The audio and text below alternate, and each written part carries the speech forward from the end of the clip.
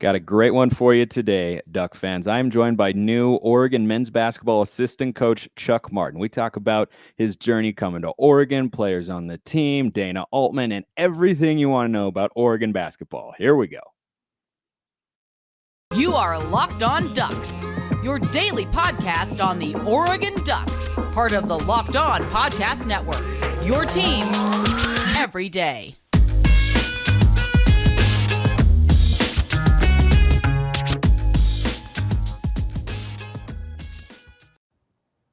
Yes, it is that time once again for Locked On Ducks. I'm your host, Spencer McLaughlin, D1 play-by-play broadcaster and lifelong Oregon Ducks fan. Thanks for making this your first listen or your first view if you're watching every day, part of the Locked On Podcast Network, your number one source to stay up to date with the Ducks. This episode is brought to you by BetOnline. BetOnline has you covered this season with more props, odds, and lines than ever before. BetOnline, where the game starts, and I am absolutely thrilled to welcome to the show today the newest member of the Oregon men's basketball coaching staff by way of South Carolina and a bevy of other stops that we may get to here in a moment. Chuck Martin, welcome to the show, and thank you so much, Coach, for taking the time.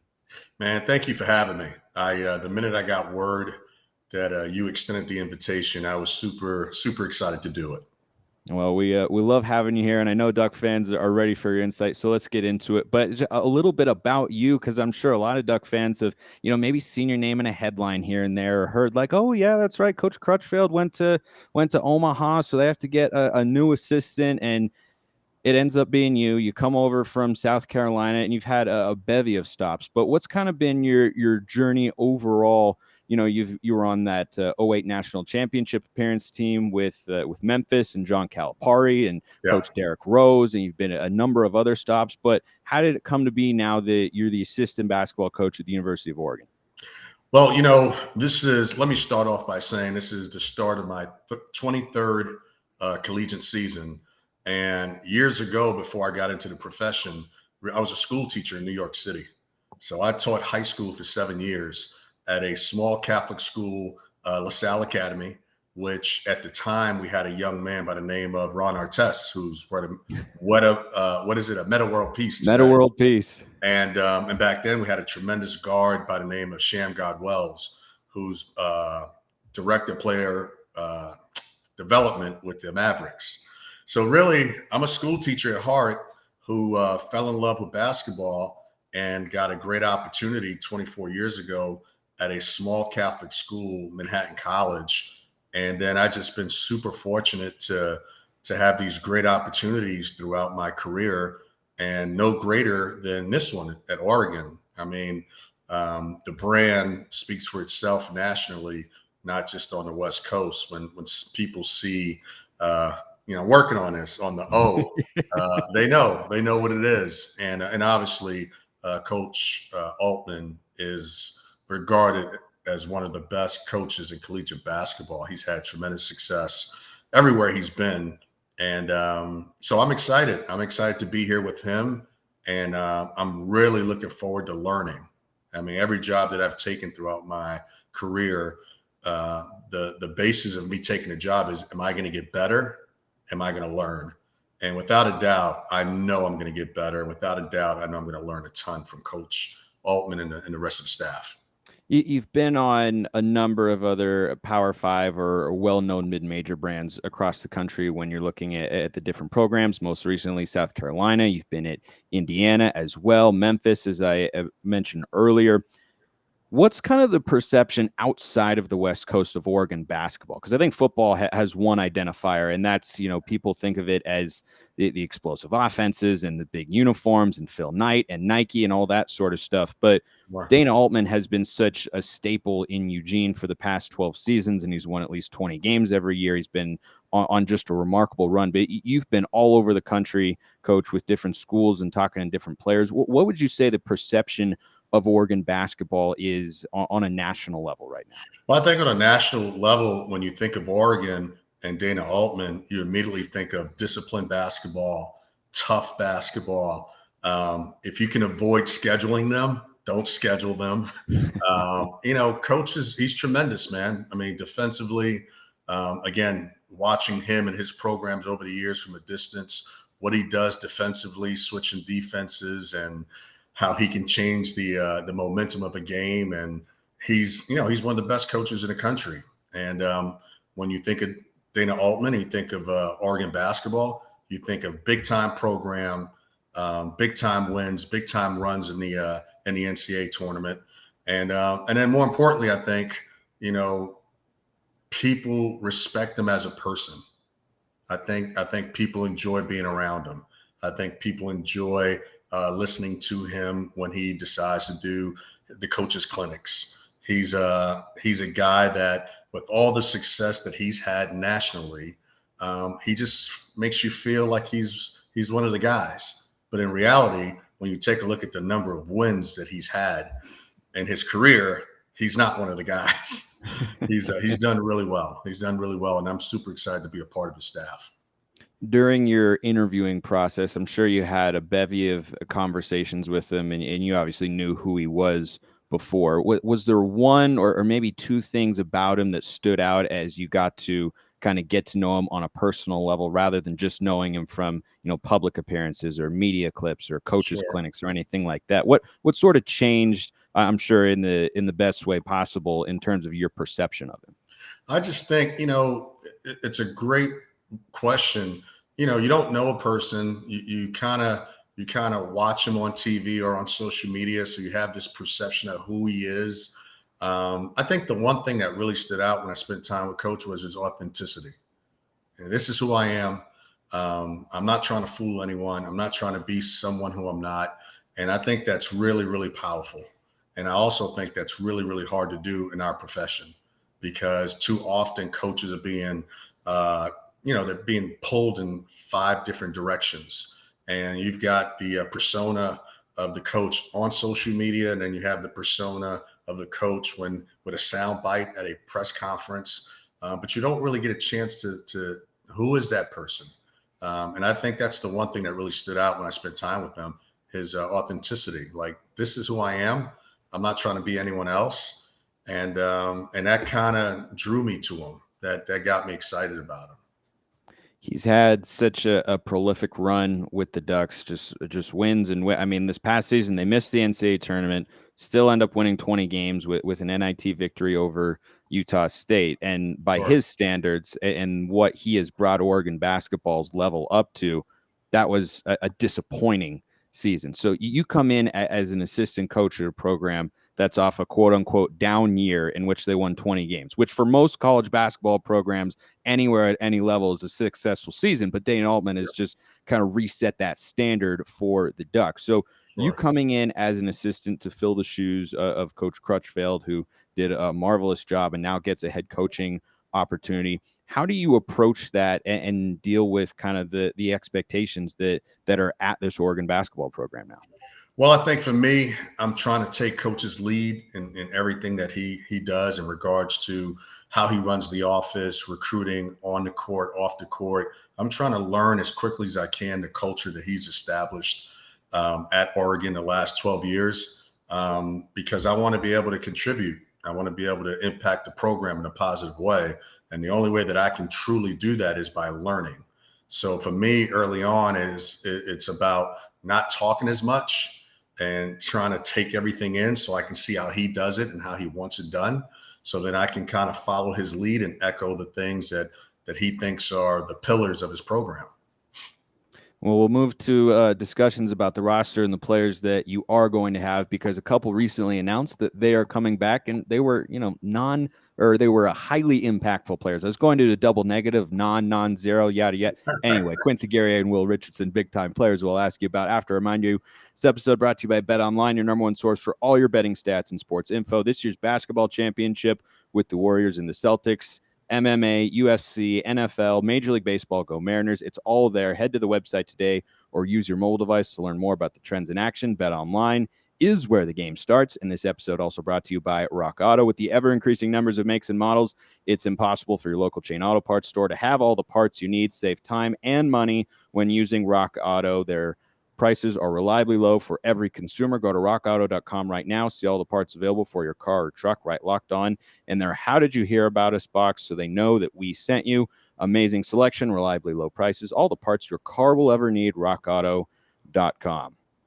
So, Coach, let's get into the nuts and bolts of what you will be working with this year, because something we've been Sure. talking about consistently here on the show is, well, who's coming back and who's leaving and who's going pro and who's transfer. And I mean, there's just all these moving parts. And then you have a pretty highly rated recruiting class coming in as well, highlighted by Kel'el Ware and Dior Johnson.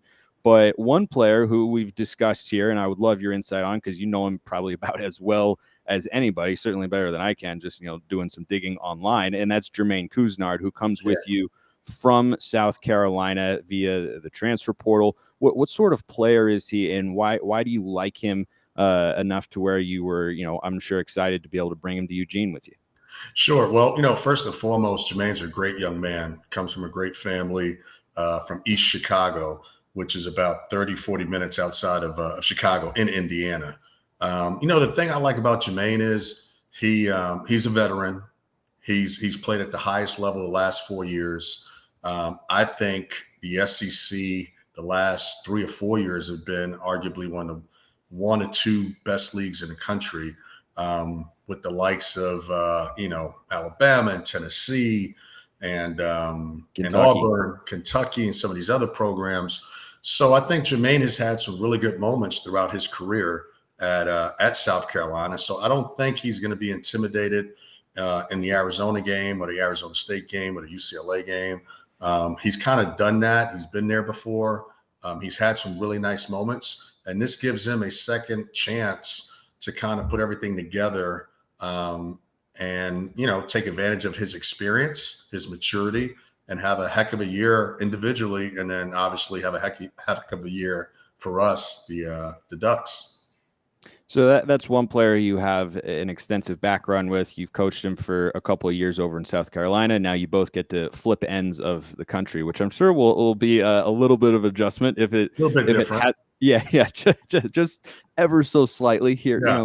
Small things here and there, of course. But before he announced that he was going to follow you to Eugene and make that cross country trip, I'm sure you did plenty of background work on the roster and knew about Oregon's players. And when you were interviewing, going through the process of coming over, and then ultimately got hired by the Ducks and joined the staff, what would you say was the number one thing that excited you the most when you were looking at the Oregon basketball roster coming over from South Carolina?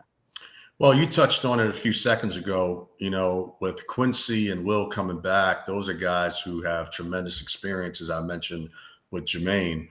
You just can't put a price tag on that. These are guys who've played at the highest level, in a winning program. They're part of a winning culture in a tremendous league. There's a synergy and there's a chemistry with coach and the staff that already exists. So I just think in today's day and age with one and dones and the transfer portal and things of that nature, and freshmen, as talented as they may be, they're still freshmen. I just think what Will and Quincy bring to this team is immeasurable. It's just hard to put a price tag on, because they've done that. They've been there before. They understand the rhythm of Oregon basketball. They understand how coach wants things done, and they've had success there. They've done this before, so that makes me really excited to work with these guys here moving forward and be a part of it. As you come in and look at the roster, and you've got guys like Will Richardson and Quincy Guerrier and Folly Dante is coming back. And there were long stretches where I was pondering here on the show. In fact, I had to come on here and tell everybody that I was taking a big fat L because I wasn't sure Will Richardson was coming back. I'm like, boy, you had Kentnard, you had Keyshawn Barthelemy from Colorado. Like, I don't know if there's room. I really don't think Will's coming back. Then he announces he's going to return, and I'm jumping for joy. Like, yippee-ki-yay. I can't wait to be wrong. Like, let's go. I want Will Richardson back for another year. But how do you factor in the freshmen that you're bringing in this class of 2022? You've got Dior Johnson, who's a pretty highly rated point guard. Kel'el Ware, I think, is already shooting up the 2023 NBA draft boards with his size and athleticism and just overall skill for such a big player. When you're looking at the team that is assembled, and it looks to be pretty set in stone for what you'll have in your first season as an assistant, how do you factor in, getting a freshman playing time versus playing the guys who are going to give you the best chance to win now?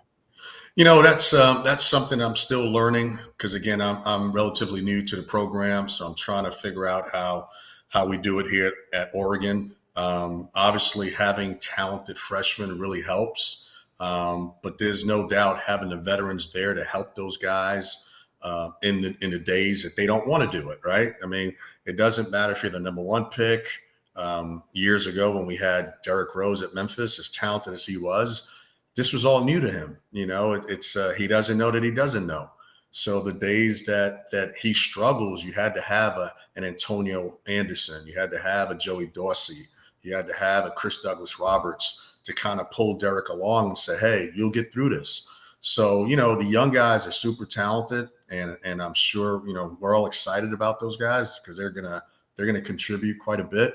But having those veterans that can guide them and help these guys on those days that they just don't want to do it in February because it's been a long 3 months, you just can't put a price tag on having those veteran guys.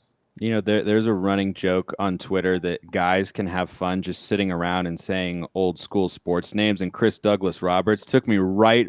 But I haven't heard that name in probably, 6, 7, 8 years. Who knows? But as soon as you said it, I was like, oh my gosh, I totally remember that guy. There are other questions I've got for Coach about Oregon basketball, but there's something I have to tell you all about. And that's that we all love chewy chocolatey brownies, and Built has got caramel brownie bars that are available right now at Built.com. 130 calories, 17 grams of protein, just 4 grams of sugar. You can replace your desserts with these. They're better and better for you. Go to Built.com. Use promo code LOCK15. Get 15% off your order. That's promo code LOCK15 for 15% off at Built.com. So continuing to talk here with new Oregon men's basketball assistant coach Chuck Martin. And Coach, once again, it's just great to have you on and be able to talk about all things related to the Ducks and such. But I do have still a few more questions for you, because when I think about, what Oregon did this past season versus what I think they could do this year, I do think there is a little bit of a similar feel. Now, I know you weren't around the program last year since you just got here very recently, but Oregon generated a lot of excitement in the last offseason with the transfer that they added, right? You had Davion Harmon, you had Jacob Young, and then you had everybody who was coming back, and the team ultimately just wasn't quite able to click. And so one thing that I found a lot of Oregon fans asking about is, well, when you have so much movement, one and done freshmen and the transfer portal, and then you have, the normal run of injuries or guys coming in and out of the lineup and whatnot, how do you create that sort of continuity where a team starts clicking? Because you don't have what you do in college football, where players have to stay for 3 years, and then you can, have more mentorship opportunities for upperclassmen versus younger classmen, or just kind of, the overall team chemistry that's there. It feels like in college basketball, you have to reset every year. How challenging is that to deal with as a coach, and how do you approach it? Yeah, no, it's a great question, and you're absolutely correct. It's a really challenging thing that did not exist 5-10 years ago. Not as much anyhow. You didn't have the transfer portal. It was just non-existent. I think one of the things that's critical for any program is the summer months. It gives you an opportunity to try to build some chemistry, try to create some synergy with your players, with the staff, without the scrutiny and the pressure of the season. Usually the months of June, July, and August, you kind of quietly, you take 2 classes and you're in the weight room and you're on the court doing individual work without the pressure of having to win a game on Thursday or Saturday night. So I think this summer is really critical, not only for us, but all the programs around the country.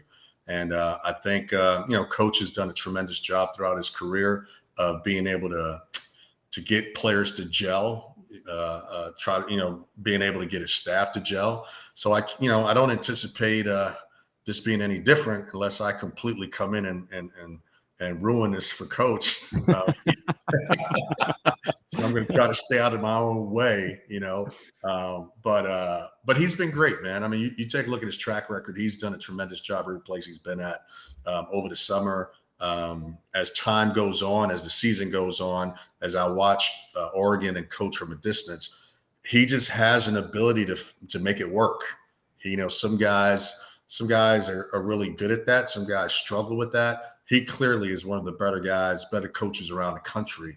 If you give him enough time, he just knows how to do it. And before you know it, it's a team that you do not want to see come, the middle of January or February.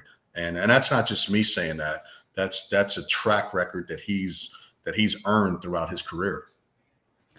In looking at how you'll build the roster, obviously this year's is pretty set, but it is very year by year in college basketball. And you'll always have to strike that balance of adding players via the transfer portal, but bringing in talented freshmen. And I've talked a little bit here on the show about Oregon's 2023 recruiting pursuits. I won't ask you to go into that because I know so much can change between now and then, though a verbal commitment from Mookie Cook does have the attention of many Oregon basketball fans, I know.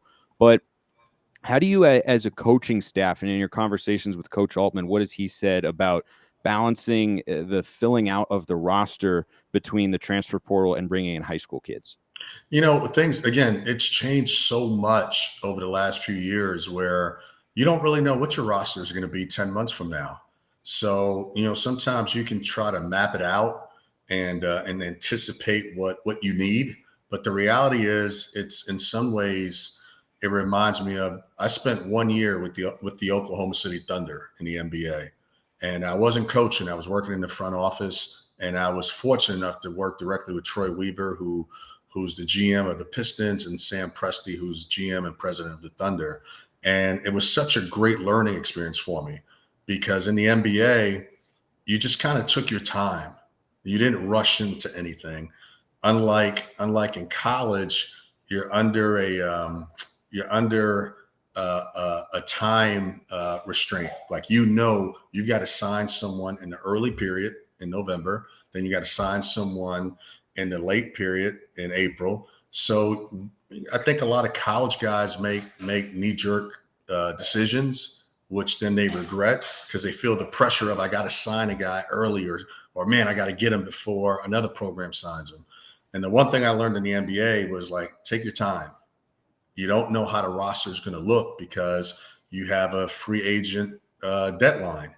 So the team that you start the season with may be a completely different team come February.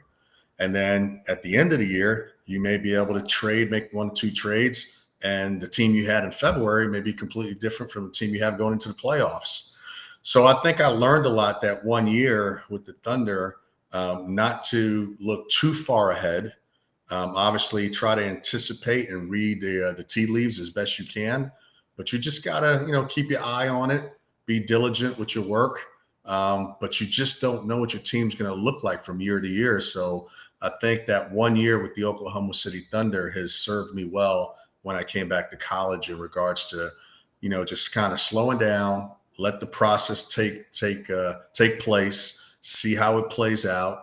And at the end of the year, we'll see what the needs are and then kind of go from there. What is recruiting like in college basketball as an assistant? What goes into, identifying a recruit to, sending him an email, going to see him in person, making an offer? How does that all play out? And what can the timeline be like for any given player? Well, I think the commitment to a recruit is, I don't think people really understand what we do for a living. They don't, nor should they, right?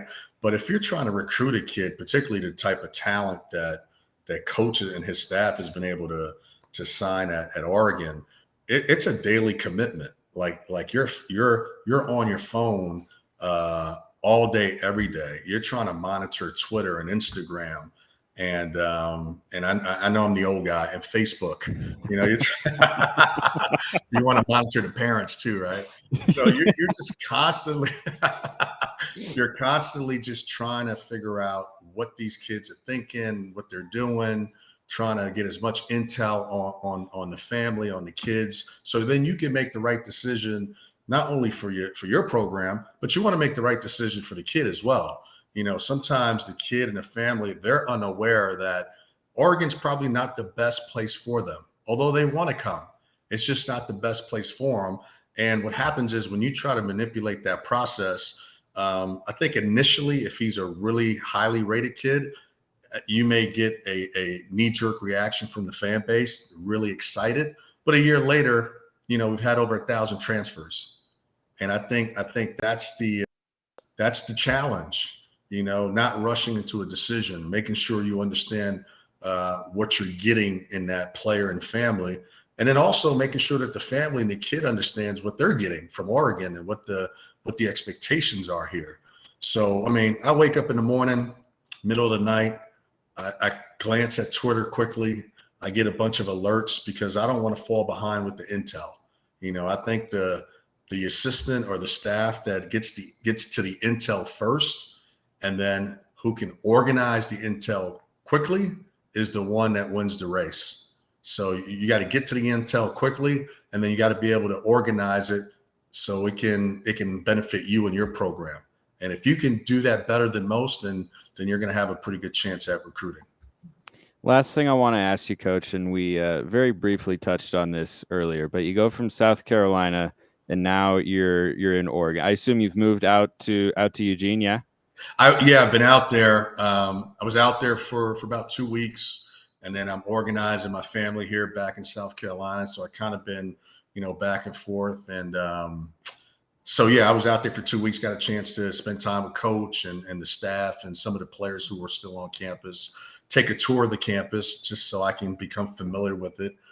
So, yeah, it's but come August, I'll be out there obviously permanently for the rest of right. Well, what I wanted to ask you is, so far with your early impressions of the state, what would you say is your favorite part of the state of Oregon? It could be something on campus, it could be something off campus, it could be anything you want right now. And maybe we'll have to revisit this in a year's time once you've had a full year to live in the state. But what do you like most about the state of Oregon right now? It was just beautiful. I mean, like when I drove from the airport to campus, I just kept saying, like, that's the greenest green I've ever seen on a tree, the leaves. It was beautiful, honest to God. Just walking around campus. I was super impressed by the campus. I was super impressed by the technology, the investment that the school has put into the campus. Some of the technology at the university is incredible. I mean, and some of the buildings on campus this is my 23rd season. I've worked at 8 different universities. I've worked 1 year with the Oklahoma City Thunder. It seems like a real special place. And so I'm excited to continue to discover Oregon and Eugene. And I would be remiss, the people, if I don't mention this, the people have been super, super welcoming. Like everywhere I've gone, whether it was a pharmacy or a diner, just the people have been really, really good to me. Well, once you hit up Tracktown Pizza, I think at that point you'll be a full-blown Oregonian. I'm looking forward to it. I'm looking forward to it. You definitely should be. That is new Oregon men's basketball assistant coach Chuck Martin. Coach, thanks so much for taking the time to come on the show and talk to the Duck fans. We are delighted to have you and look forward to the upcoming season. Thank you so much. I had a blast. I look forward to staying in contact with you.